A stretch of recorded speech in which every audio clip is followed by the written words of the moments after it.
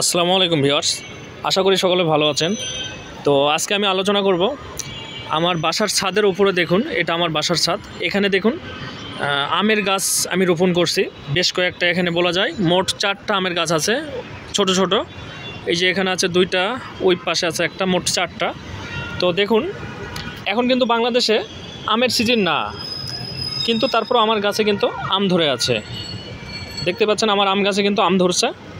এই পাশে একটা এবং এই পাশে একটা। এই যে দেখুন, দুটাই মাশাআল্লাহ বড়, অনেক বড় হয়ে গেছে, মাঝারি সাইজ বলা যায় এটাকে। আর কিছুদিন পর এটা পেকে যাবে আর কি।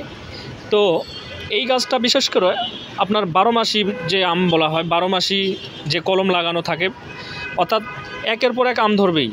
আগের চালানের আম যেটা পুরো বাংলাদেশ জুড়ে যখন আম ধরছিল, তখন কিন্তু এই গাছও আম ধরছিল, কিন্তু ওইটা শেষ হওয়ার পর এইটা ধরছে।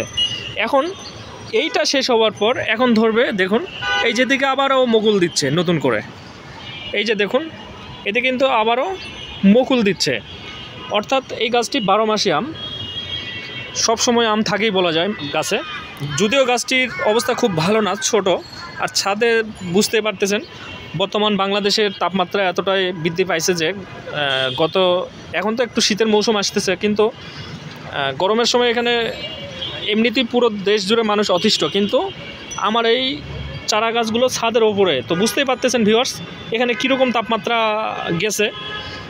তো তারপরেও যে আমের গাছগুলো যে এতটা সুন্দর আছে এবং আম ধরতেছে, এটা তো আলহামদুলিল্লাহ। তো এর পাশে বলি আপনাদের, এই যে এই গাছটিতে দেখুন মাঝে মধ্যে যদিও আমের মুকুল ধরছিল, কিন্তু আসলে আটকায় নাই। আসলে আমি বেশ কিছুদিন বাসায় না থাকার কারণে পানি দিতে পারি নাই, তো যার কারণে কিছু জায়গাতে পাতাগুলো মরে গেছে আর কি বলা যায়। এই যে দেখুন, সবই ভালো আছে, ডাল ভালো আছে, সবই ভালো আছে, অথচ 2-1টা করে পাতা মরে গেছে। এই যে দেখুন, মরে গেছে। তো এই গাছেও আম ধরছিল, কিন্তু আসলে এই যে পাতা মরার কারণে আমগুলো ঝরে গেছে। আপনাদের একটু দেখাই, আপনাদের একটু এই পাশে নিয়ে এসে দেখাই। এই যে ভিউয়ার্স দেখুন, এখানে কিন্তু আম ধরছিল। এই যে এগুলো সব মুকুলগুলো মরে গেছে, দেখতেই পাচ্ছেন ভিউয়ার্স। কারণ এই গাছে হয়তো পানি শূন্যতার কারণে এটা ঘটতে পারে, আমার মনে হচ্ছে আর কি, অনুমান। তো আপনাদের একটু দেখানোর চেষ্টা করি।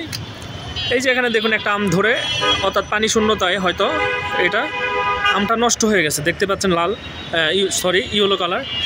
তো এরপরে আপনাদের আরেকটু দেখাই। এই যে এখানে কিন্তু আম একটা পড়ে আছে, এই যে দেখতে পাচ্ছেন, এটা কিন্তু আম, নষ্ট আম। অর্থাৎ এই আমটা নষ্ট হয়ে পড়ে গেছে আর কি, পানি শূন্যতার কারণে পড়ে গেছে। তো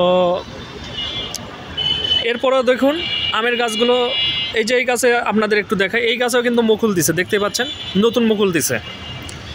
যদিও এই গাছটিতে এর আগে কখনো মুকুল ধরলেও আম আটকায় নেই, কিন্তু এবারে হয়তো আটকাবে। দেখতে পাচ্ছেন এখানে পাতা নেই, কিছু নেই, অথচ মুকুল ধরে আছে। অর্থাৎ আপনাদের একটু ভালো করে দেখাই। এই যে ভিউয়ার্স দেখতে পাচ্ছেন, এই যে এখানে দেখতে পাচ্ছেন এই গাছে কিন্তু অনেক কয়টা মুকুল দিছে।